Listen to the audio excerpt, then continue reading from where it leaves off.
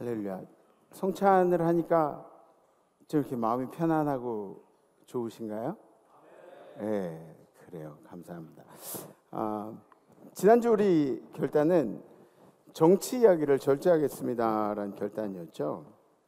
그래서 아마 우리 모든 성도님들이 지키고자 애를 많이 쓰셨을 것 같아요. 특히 아버님들. 그죠? 정치 이야기 절제하느라고 애를 많이 쓰셨어요. 지금은 우리 상황이 위기다 아니다 이런 것들을 이야기하는 그런 기간이 아닙니다. 지금은 우리 모두가 나라를 위해서 말을 아끼고 기도하는 기간입니다. 아멘. 그래서 우리 이준유 장로님도 기도를 그렇게 해주셔가지고 얼마나 감사한지 몰라요. 어느 교회에서는 시국선언을 안 한다고 성도들이 반발하고 막 들고 일어섰대요. 인터넷에도 막 올리고 우리 목사님은 뭐 나라에 관심이 없다고 막 난리를 치고 뭐 이렇게 교회 나간다고 막 그러고 난리가 났대요. 여러분들 착각하지 마세요. 여기는 교회는 예배 드리는 곳이에요. 하나님만 예배하는 곳이에요. 우리가 자칫 잘못해서 정신 팔려가지고 다른 쪽으로 우리의 관심이 나가는 그런 것조차 하나님께서 별로 안 좋아하세요. 예배만, 하나님께만 영광을 드리는 것. 그래서 이 나라가 하나님의 손에 의해서 지켜지심을 간구하는. 그래도 이 나라가 얼마나 축복받은 나라예요. 그죠? 이 나라 엄청 축복받은 나라예요. 조금 미개한 나라들 같으면은 무정부 상태라 그러면 어떤 일들이 일어났을 것 같아요? 막 춘추 전국 시대로 막 난리가 났겠죠. 그죠? 근데 우리나라는 이렇게 복잡한데도 아무 문제가 없어요. 그죠? 그러니까 모르긴 몰라도 우리 선대들께서 정치를 이렇게 잘 해오신 나라인 것 같아요. 우리나라가. 원래 이 정치인들끼리 싸우는 거는 민주주의 국가에서는 어느 나라나 마찬가지입니다. 왜냐하면 견제해야 되기 때문에 싸우는 거예요. 견제해야 그래야 뭐 한쪽으로 치우치지 않고 가거든요. 나라의 위기 시에도 우리가 편안하게 지낼 수 있다는 것은 그동안에 이렇게 견고하게 쌓아놓은 것들이 있기 때문이죠. 우리나라에 살게 된 것이 은혜라고 생각하시면 아멘 하시기 바랍니다. 앞으로도 이 대한민국을 성경 위에 손을 얹고 선수하며 시작한 이 나라를 세계에서 선교사를 두 번째로 많이 파송하는 이 나라를 하나님께서 지켜주실 줄 믿습니다. 아멘. 성경 말씀 함께 보시겠습니다. 오늘 선포하실 하나님의 말씀은 사무엘하 22장 1절에서 7절 말씀입니다. 다윗은 여호와께서 그의 모든 원수들과 사울의 손에서 자기를 구원해 주셨을 때 여호와께 이렇게 노래하였다.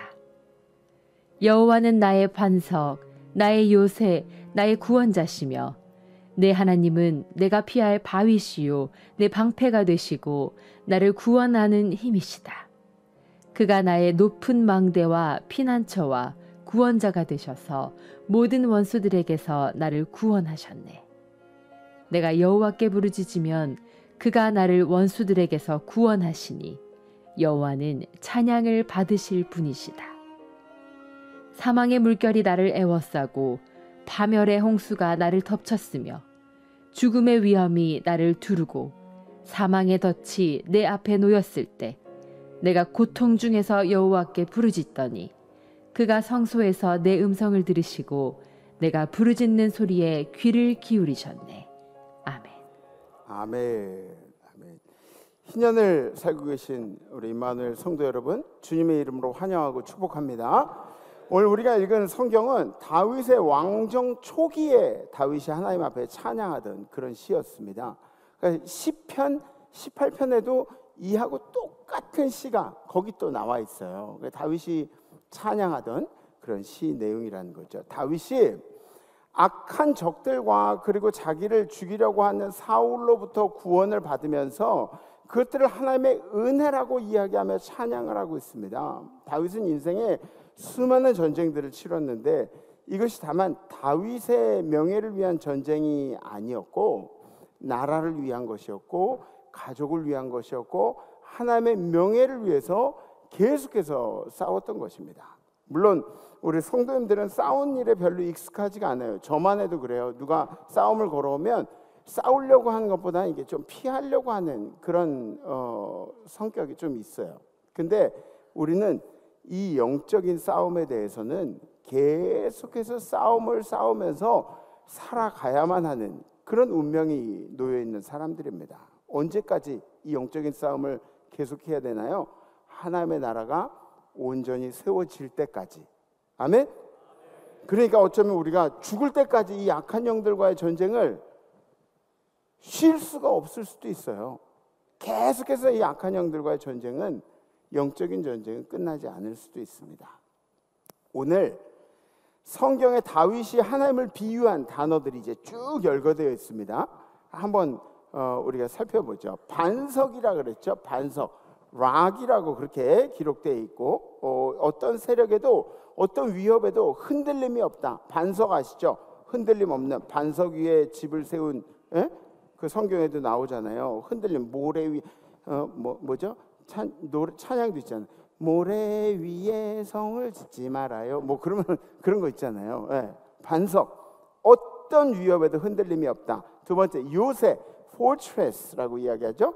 안전한 피난처, 군사 작전에 용이한 곳이 요새예요. 요새.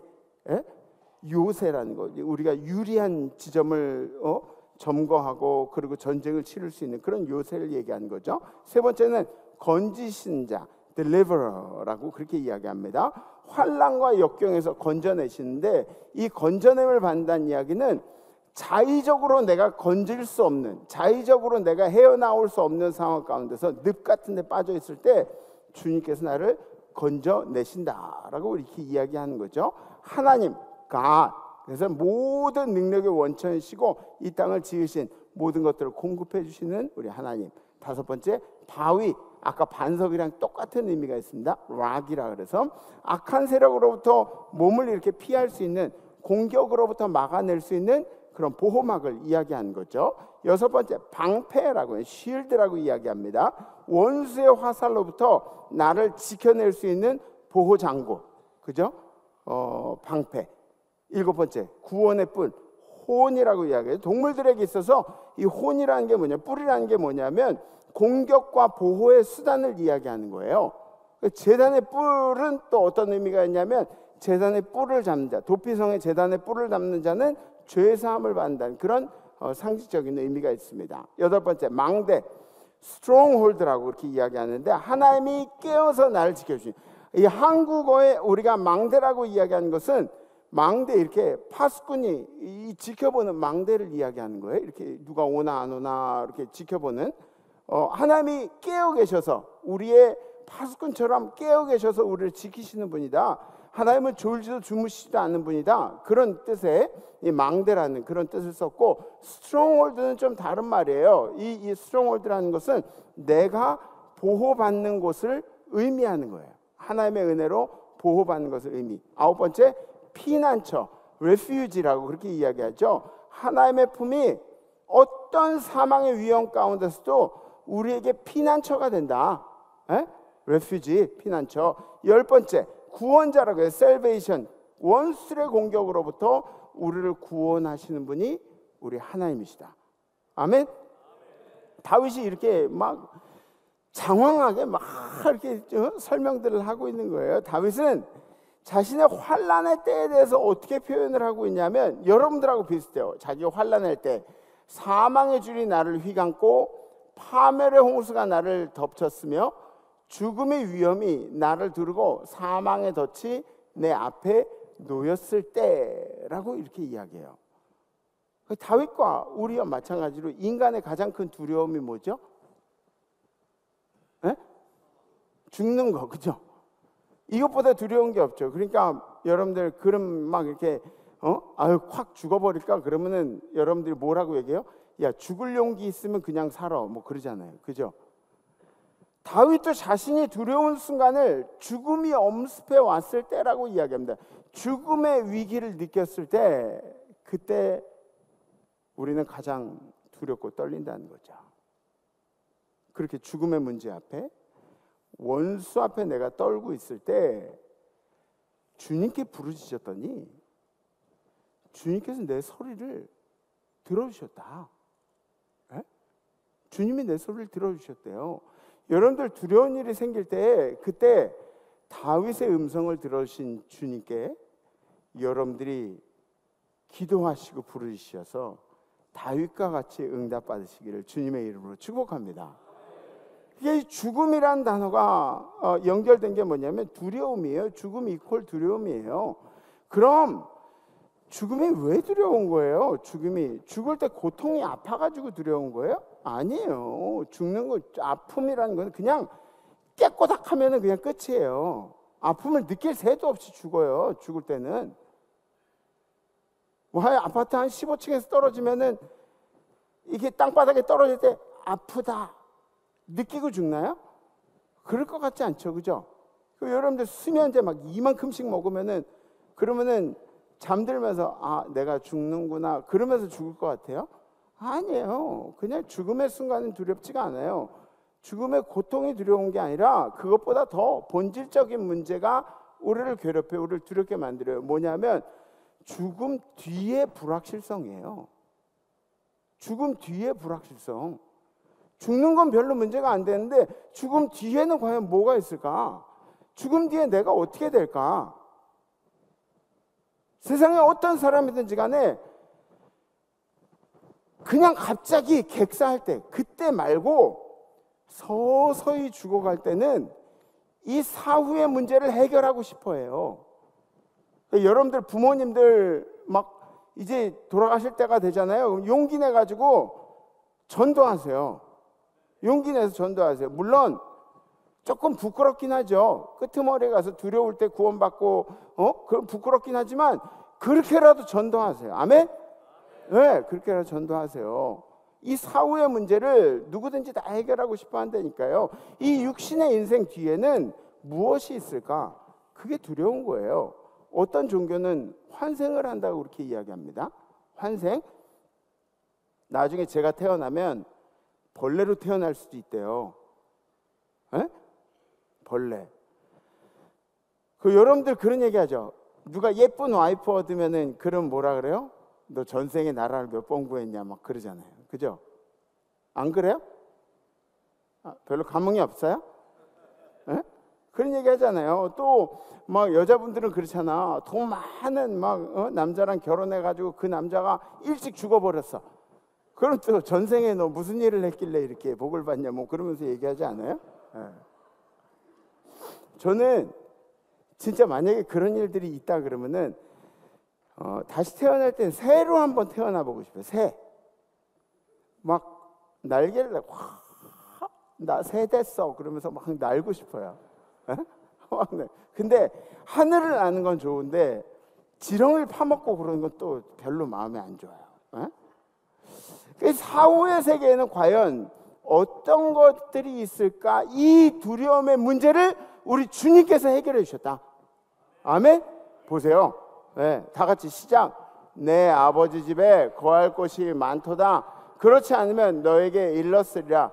내가 너희를 위하여 거처를 예비하러 가노니. 아멘. 주님이 부활하시고 가실 때 우리에게 야 죽으면 오는 거 알아? 죽으면 오는 거야. 하나님 나라로 내가 먼저 가서 자리 준비해 놓을 테니까 걱정하지 말고 와. 주님 말씀해 주십니다. 그래서 그리스도인들은 죽는 게 두렵지가 않은 게 아니에요. 죽는 건 여전히 두려워요. 근데 그 두려움을 주님 말씀에 의지해서 극복할 수가 있는 거예요. 아멘? 극복할 수가 있는 거예요. 요한일서에 뭐라고 나와 있어요? 시작. 사랑 안에 두려움이 없고 온전한 사랑이 두려움을 내쫓나니 두려움에는 형벌이 있음이라. 두려워하는 자는 사랑 안에 온전히 이르지 못하였느니라. 아멘. 그리고 그 사랑이 무엇이라고 이야기하냐면 두려움을 쫓아내는 그 주체인 사랑이 바로 하나님이시래요. 하나님은 사랑이시니 God is love. 하나님이 내 안에 거하면 이 두려움을 극복할 수 있는, 이게 마찬가지예요. 내 안에 있는 이런 어떤 공간들은 한정되어 있는데 두려움으로 가득 차 있으면은 이 사랑이라는 하나님이라는 그 존재가 들어가 있을 이 공간이 없는 거예요. 대신에 하나님으로 가득 차 있으면 두려움이 이 공간 안에 자리를 차지할 수가 없는 거예요. 하나님이 가득 차 있기 때문에. 아멘?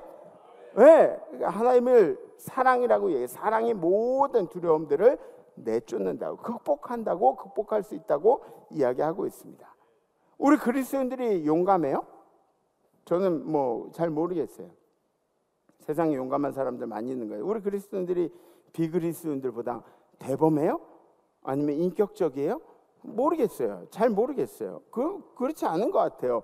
오히려 예수 안 믿는 사람들은 지들끼리 술 마시고 막 풀기도 하잖아요. 우리는 술도 안 마시니까 막 한 번 꿍하면은 평생 가는 거예요. 평생? 한 번 꿍하면 평생 가는 거예요. 우리가 비그리스도인들하고 뭐 그렇게 인성적으로 다른 게 없어요. 다 똑같아요. 왜? 우리는 죄의 본성을 가지고 사는 사람들이기 때문에. 태어나면서부터 죄의 본성을 가지고 살기 때문에. 그러나 우리가 세상 사람들하고 다른 점이 있죠. 우리는 주님의 선하신 계획을 믿고 주님의 예비하심을 믿고 산다는 다른 점이 있어요. 그죠? 죄 짓고, 세상 사람들은 그래요. 죄 지으면 합리화를 시켜요. 그럴 수 있는 거지 뭐, 남자가 다 그럴 수 있는 거지 뭐, 죄 짓고 합리화를 시켜. 뭐 승질 나면 그럴 수 있는 거지 뭐, 합리화를 시켜요. 근데 우리는 세상 사람들과 달라요. 주님 앞에 얼른 회개하고 주님 앞에 얼른 잘못했다고 이야기하고 용서를 구하고, 이게 세상 사람들과 우리의 다른 점이라는 거죠. 회개가 없으면 여러분들이 세상 사람들이랑 다른 그런 점들이 뭐가 있습니까? 주님은 그런 사람들의 부르짖음을 들어주신다고요. 그런 사람들의 부르짖음을. 여러분들처럼 이렇게 예배드리는 일에 진심인 분들, 아멘? 여러분들처럼 찬양하는데 이렇게 진심인 분들, 갑자기 제가 뭐 성환 권사님 보고 이제 찬양 그만하세요. 그럼 아마 성환 권사님이 저한테 장문의 문자를 보낼 거예요. 찬양을 그만하라 뭐 이러면서. 찬양에 진심이신 분들, 여러분들처럼 말씀을 듣는데 막 진심이신 분들, 그런 사람들의 부르짖는 소리를 우리 주님께서 들어주신다는 겁니다. 다 같이 시작. 내가 환난 중에서 여호와께 아뢰며 나의 하나님께 부르짖었더니 그가 그의 앞에서 나의 부르짖음이 그의 귀에 들렸도다. 아멘. I cry to my God for help. I cry out. 속에 있는 나의 모든 것들을 막 울분을 토하면서 주님께 부르짖었다. 어디서 부르짖었는데? 그의 성전에서. 그랬더니 주님이 들으시더라는 얘기예요. 이게 바로 우리 주님이 우리의 노래의 이유가 되신, 그 이유가 바로 이것입니다. 이것이 바로 우리의 찬양의 이유가 되신 주님이시라는 이야기죠. 하나님이 다윗에게 하신 언약이 있어요. 다윗 언약이라고 이야기하는데, 이거는 뭐 우리 성도님들이 뭐 그렇게 외우실 필요는 없어요. 근데 신학교 간 신학생들은 이걸 공부하면서 다 외우기도 해요. 첫 번째 뭐냐면 왕권의 영속성이에요. 왕권의 영속성. 그러니까 결국은 그리스도께서 우리의 육신적인 혈통이 되셨다는 그런 이야기입니다. 나는 그의 아버지가 되고 난 그의 아들이 되리니 나의 인자를 그에게서 빼앗지 아니하기를 내가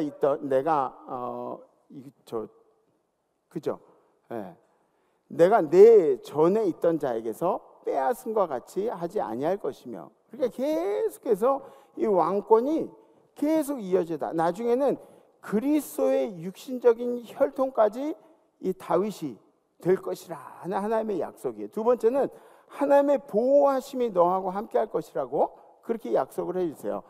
내가 어디로 가든지 내가 너와 함께 있어 내 모든 대적을 내 앞에서 멸하였은즉 세상에서 존귀한 자들의 이름 같은 이름을 내게 만들어 주리라. 다윗에게 하신 이야기예요. 세 번째, 하나님의 성전 건축에 대해서 약속을 하셨는데 다윗이 직접 짓지 못했어요. 그것도 언약이에요.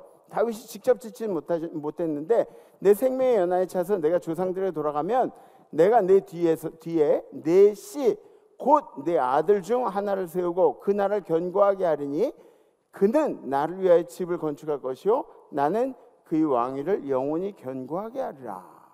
예. 다윗이 이런 언약을 받을 만한 그런 인물이 아니에요. 다윗이 그런 인물이 아니에요. 다윗은 2세의 막내로 태어나가지고 양을 키우면서 살았어요. 양을 키우면서 살았는데 막내라서 뭐 형들이 뭐 나라를 위해 싸우러 간다, 군인이 된다 그래도 이 막내는 양을 지켜야만 했습니다. 민족의 지도자이신 사무엘 선생님이 우리 집에 오는데, 그런데 아빠가 나보고는 그 선생님 만나지 말고 넌 가서 양을 치고 있으라고. 그래서 들판에 가서 양만 치고 있었어요. 그렇게 보잘것없는 나를 왕으로 세우신 주의 은혜가 얼마나 큰지 모르겠습니다. 다윗이 이렇게 고백을 하는 거예요. 주님이 나를 왕으로 세우시다니요. 다윗 왕이 여호와 앞에 들어가 앉아서 이르되 여호와 하나님이여 나는 누구이오며 내 집은 무엇이기에 나에게 이에 이르게 하셨나이까. 이렇게 비천한 나에게 하나님께서 은혜를 베풀어 주셨습니까? 이렇게 죄만 짓는 나에게 하나님께서 은혜를 베풀어 주셨습니까? 제가 무엇이간데 이 양치기 다윗을 하나님께서 이렇게 선대해 주셨습니까? 성은이 만극하나이다. 생각해 보세요. 여러분들의 인생을 생각해 보세요. 하나님이 여러분들의 인생에 하신 일들을 한번 생각해 보라고 생각해요. 도대체 내가 무엇이간데 내 생명을 여태까지 지켜주시고, 도대체 내가 무엇이간데 이 죄인에게 하나님께서 항상 은혜를 베푸시면서 살게 하시고, 도대체 내가 무엇이간데 나에게 이렇게 좋은 사람들을 만나게 하시고, 이 교회를 만나게 하시고, 이 성도를 만나게 하시고, 도대체 내가 무엇이간데 나에게 이 작은 은사라도 주셔서 음계라도 볼 수 있는 작은 은사라도 주셔서 찬양하게 하시고, 내가 도대체 무엇인가 나에게 이렇게 작은 경제력이라도 주셔서 사람들에게 먹이고 베풀고 그러고 살게 하시고, 도대체 내가 무엇이간데 이 어려운 상황 가운데도 살고자 하는 용기를 가지고 열심히 발버둥 치게 하시냐. 내가 무엇이간데, 도대체 내가 뭔데?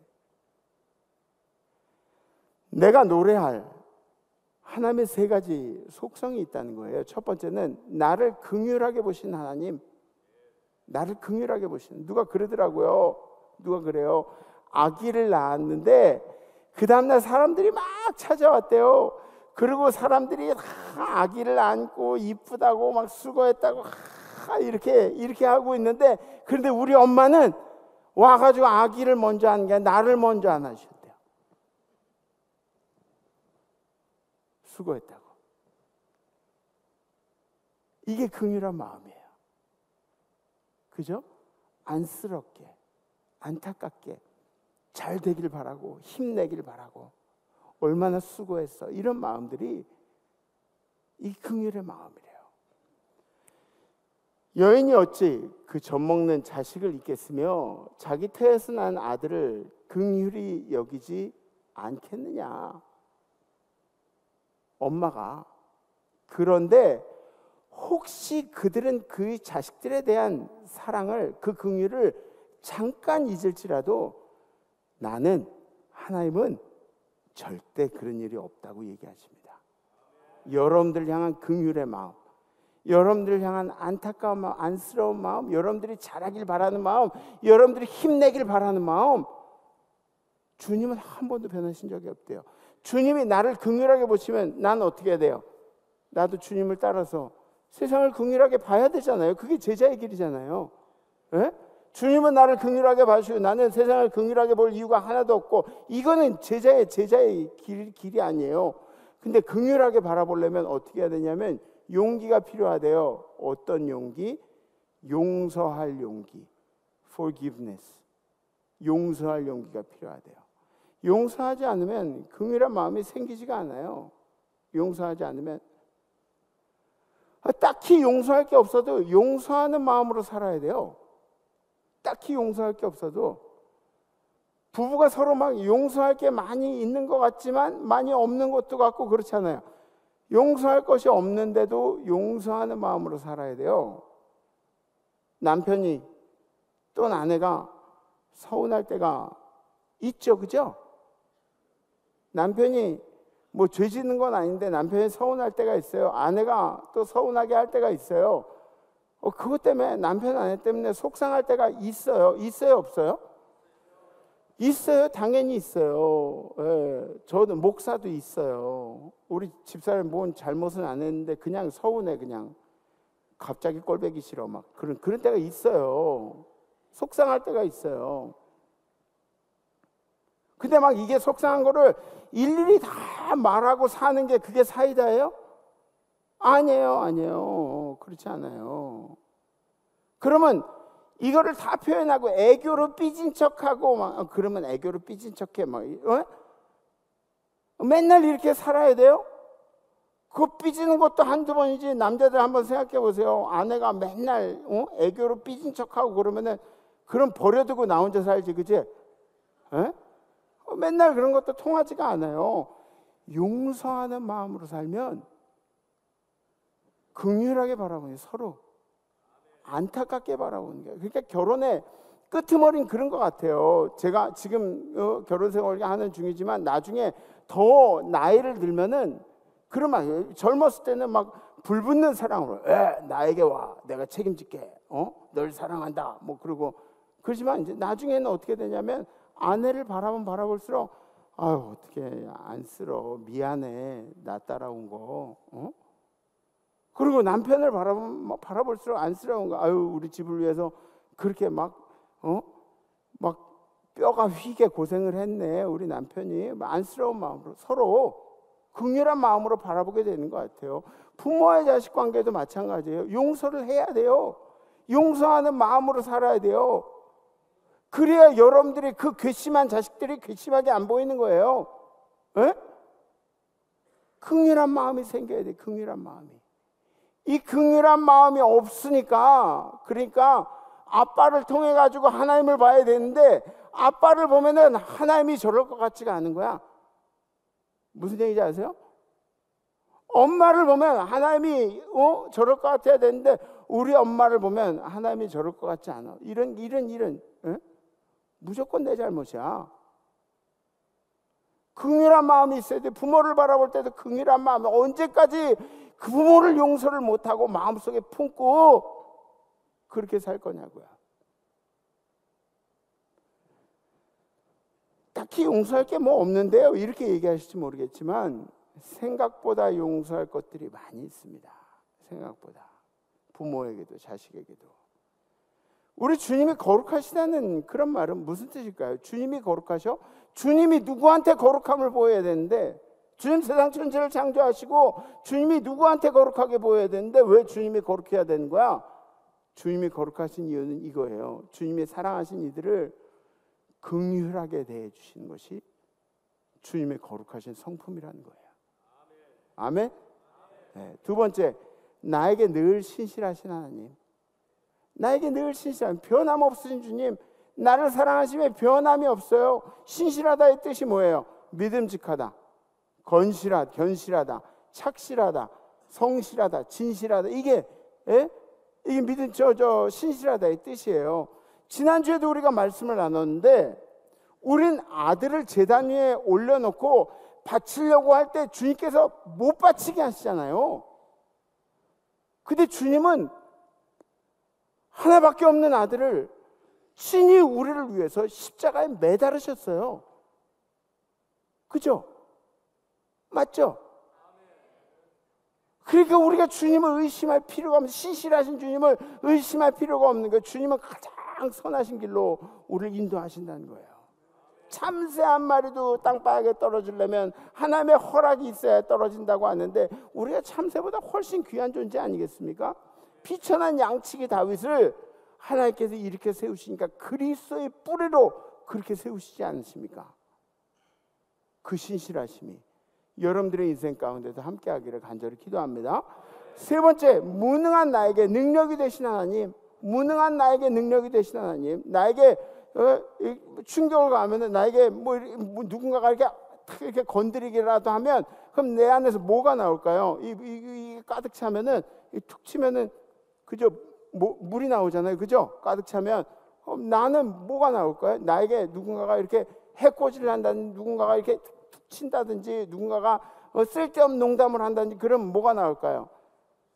분노가 나와요. 우리는 너도 한번 욕을 먹어봐라. 막 그러면서 분노가 나오고, 증오가 나오고, 불평이 나오고, 하나님이 우리에게 인생에 어떤 시련을 주셨을 때 입에서 불평밖에 안 나오고, 질투가 나오고, 시기가 나오고, 쟤는 저렇게 사는데 왜 난 이렇게 살고, 이런 것, 이게 무능의 증거예요. 무능의 증거. 우리가 무능하다는 증거예요. 이미 나의 모든 것을 품으시는 주님이 나의 능력이 되지 않으시면 나는 그렇게 찌질한 인생으로 살 수밖에 없는 거예요. 무능한 거예요. 우리는 주님의 발걸음을 흉내내는 사람들입니다.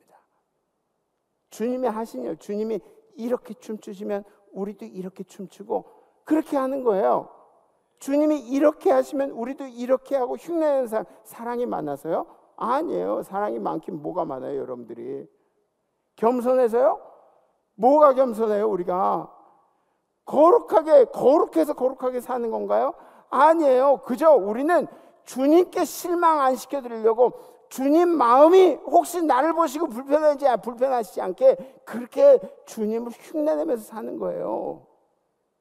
그게 바로 우리 주님의 능력이에요. 부족한 나를 주님 흉내내면서 살게 하시는 것이 주님의 능력이라고요. 제가 목사로서 조금 부끄러운 얘기를 할게요. 제가 신학교 다니면서 우리 신학교 교수님이 9수는 있는 것 같다고 그런 얘기를 하셨어요. 9수 있잖아요. 29살, 39살, 49살, 59살 그거 9수. 우리 교수님이 그렇게 얘기하니까 그걸 들어서 그런지 저도 자꾸 이 9수가 되면은 꼭 있는 것 같아요. 29살이 그랬고 39이 그랬고 49은 세는 나이로 9수가 있었고 만으로 9수가 있었고 막 계속 너무너무 힘들었던 것 같아요. 그냥 힘들다는 이야기를 그렇게 한 것 같아요.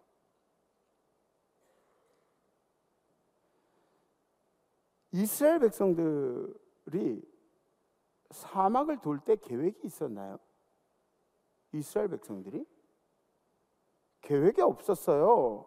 아니 그러면 그들이 바다를 건널 계획이 있었나요? 바다를 건널 능력이 있었나요? 가나안 땅에 들어가려고 그렇게 했을 때 그 무능한 입술로 얼마나 불평을 해댔냐고요. 입에서 쓰레기를 얼마나 내댔냐고요. 그죠? 사막에서 고기를 먹고 싶다고 그렇게 얘기를 하지 않나. 물이 없다고 해서 막 여기서 죽이려고 우리를 데리고 나왔냐고. 하나님을 모욕하지 않나. 여리고성, 아이성 뭐 이런 전쟁을 치를 때마다 계획이 있었냐고요. 계획이 준비된 사람들이었어요? 아니에요. 그럼에도 불구하고 하나님이 다 준비하신 거죠. 40년을 지나면서 옷이 한 벌도 떨어지지 않게 하고 40년을 지나면서 매일매일 만나와 매출하게 고기를 먹게 하시고 40년이 지나면서 매일매일 신발이 닳지 않는 그런 신발을 신게 하시고 우리가 그렇게 연약함에도 불구하고 그럼에도 불구하고 우리를 세상의 권세 위에 세상의 창칼 위에 세우신 분이 우리 주님 아니십니까? 여러분들 인생에 계획이 있어요? 그럼 그 계획대로 살 것 같아요? 그렇게 다 풀릴 것 같아요? 아니에요. 우리는 그저 주님만 의지해야 하는 사람들입니다. 우리는 불평하는 사람들 되지 마세요. 아니 적어도 여러분들은 불평의 주인공이 되지 마세요. 주님의 능력 속에 살아간다는 걸 인정하시고 주님이 우리에게 주신 능력이 문제 해결의 능력입니까? 이 문제를 해결하는 게 주님이 주신 능력이에요? 아니, 이 병을 완전히 고쳐버리는 게 그게 주님의 능력이에요? 주님이 우리에게 주신 능력은 그런 능력이 아니에요. 만약에 주님이 문제 해결의 능력을 주셨다면 우리는 그리스도인들은 모두 다 100살 넘게 살아야 돼. 120살까지는 살아야 돼, 우리는. 그죠? 그리고 다 벼락부자가 돼야 돼. 다 로또 맞아야 돼, 다. 로또 맞으면 11조 하는 거 잊지 마세요. 네. 아픈 사람은 아무도 없어야 돼, 아무도 없어야 돼. 근데 주님이 주신 진짜 능력은 문제 해결이 아니에요. 지금 이 상황을 극복해내는 능력이 주님이 주신 진짜 능력입니다. 주님이 우리가 부를 노래이신 줄 믿습니다. 여러분들의 인생이 주님으로 인해서 감동이 넘쳐나고 기쁨이 넘쳐나길 바라요. 예. 어떤 분들은 그러더라고요. 찬양 한 곡이 설교 1시간 듣는 것보다 낫대요. 찬양 한 곡이. 어떤 때 그런 때도 있어요. 담임 목사가 진짜 지루하게 막 교리적인 설교만 하고 그러면은 그거보다 마음을 움직이는 찬양 한 곡이 그럴 수도 있어요. 제가 오늘 그래서 얘기하잖아요. 주님이 우리가 부를 노래이시라고. 그죠? 주님으로 인해 여러분들의 마음속에 감격과 감동이 넘쳐나시기를 주님의 이름으로 축복합니다. 이제 주님의 은혜가 시작될 겁니다. 이 신년에 주님의 은혜가 시작될 거예요. 이번 한 주도 우리 주님이 여러분들의 삶에서 떠나지 않으시기를 주님의 이름으로 축복합니다. 결단하겠습니다.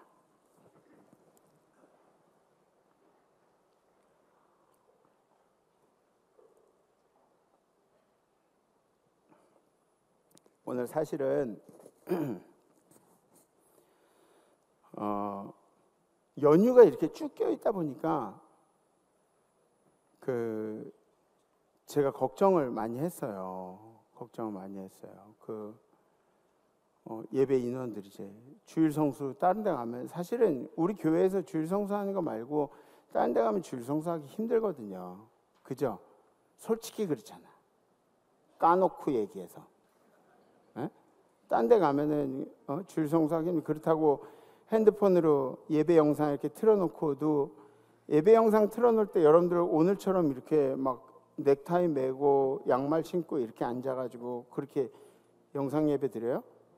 그렇게 안 되더라고요. 집에서 저도 영상으로 예배 이렇게 드려야 되는 그런 경우들이 있으면은 그러면 틀어놓고 그게 아니라 좀 편안하게 드리게 되더라고요. 자세도 이렇게 앉아서 드리는 게 아니라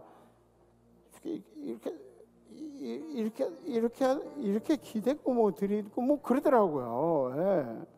근데 오늘 예배 드리는 우리 성도님들이 적으면 어떡할까, 뭐 다 놀러 갔으면 어떡할까 그런 걱정들이 있었는데, 근데 저는 목사로서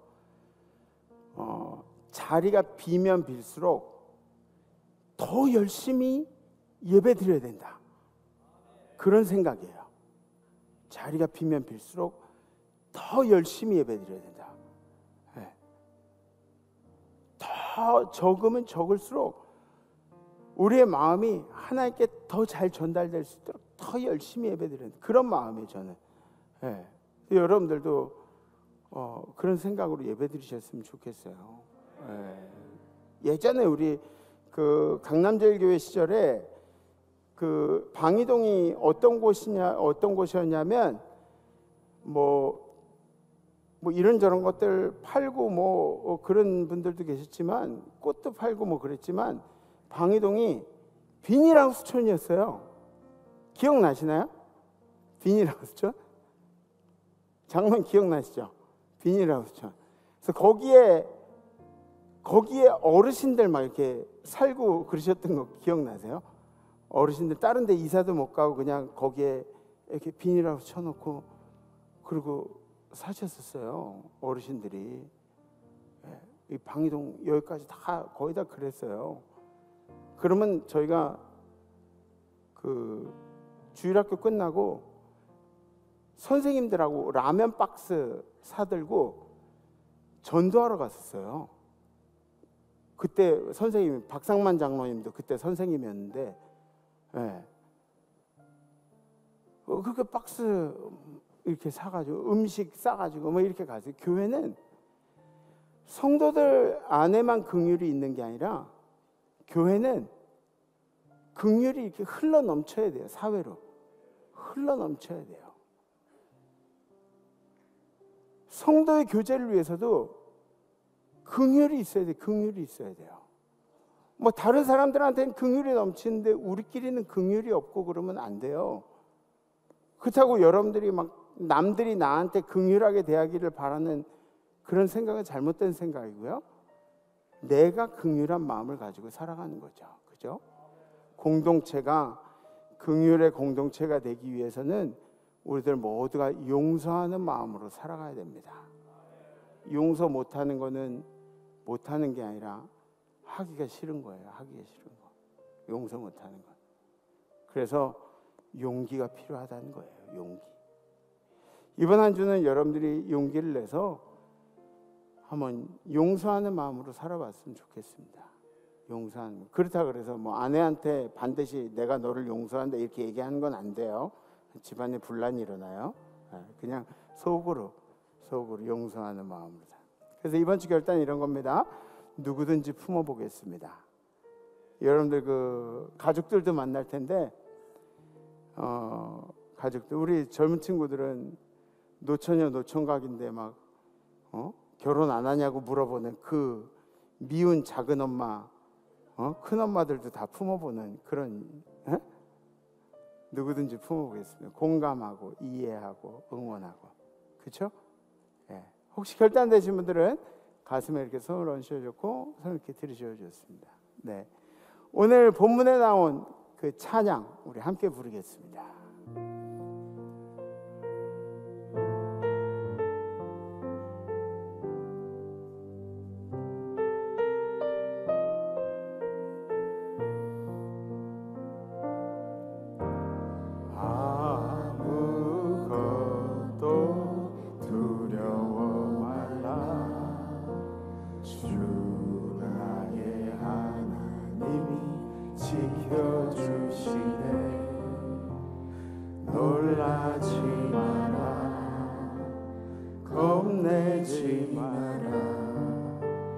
주님 나를 지켜주시네. 아무것도 두려워 말라. 주 나의 하나님이 지켜주시네. 놀라지 마라. 겁내지 주님 나를 지켜주시네. 내 마음이 힘에 겨워 지칠지라도 주님 나를 지켜주시네. 세상의 험한 풍파 몰아칠 때도 주님 나를 지켜주시네.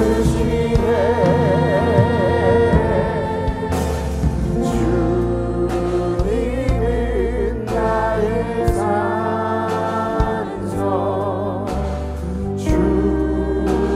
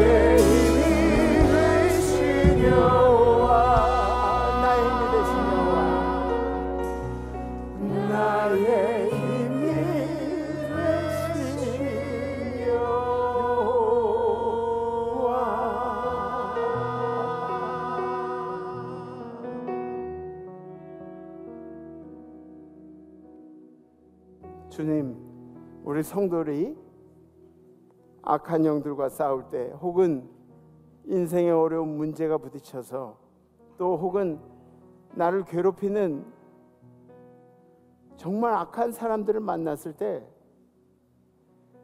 그때 우리 성도들이 하나님의 전에서 주님을 향해 부르짖을 때, 다윗이 주님께 부르짖을 때 응답하셨던 것처럼 우리 성도의 기도에 주님 응답하여 주시옵소서. 희년을 살아가는 우리 성도들이 하나님 앞에 부르짖는 기도를 주님께서 들으시고, 모든 붙잡혀 있는 것들로부터 자유하게 하여 주시옵소서. 우리 능력이 없어서 주님 앞에 엎드리지만 능력의 주님이 우리를 붙드시고, 우리의 삶 가운데 주님의 놀라운 능력들을 펼쳐 주시옵소서. 다윗에게 하셨던 이 언약의 약속들이 우리 성도들의 삶 가운데도 그대로 이루어지기를 간절히 축복합니다. 이제는 우리를 사랑하시 이 땅에 내려오시고 우리를 긍휼의 마음으로 품으시고 십자가를 지어주신, 그리고 부활하셔서 저 하늘나라에 우리 자리를 예비해 놓으신 예수 그리스도의 그 놀라우신 은혜와, 우리를 사랑하시되 자기 아들까지 십자가에 매달으신 하나님 아버지의 믿을 수 없는 사랑하심과, 우리로 하여금 이 긍휼의 마음, 용서의 마음으로 살 수 있도록 도우시는 성령님의 교통하심이, 오늘 예배 드리면서 한 주간을 그렇게 살아보겠노라고, 모든 사람들을 한번 품어보겠노라고 결단하는 임마누엘 모든 성도들 가운데, 우리 성도의 삶 가운데, 성도의 생업 가운데, 성도의 가정 가운데, 자손들 가운데, 그 결단하는 마음 가운데, 해외 선교제 우리 선교사님들과 선교사님들의 건강과 선교사님들의 가정 가운데, 선교지에 있는 모든 백성들 가운데, 특별히 우리 선교사님들은 이 명절에도 선교지를 지켜야 하는데,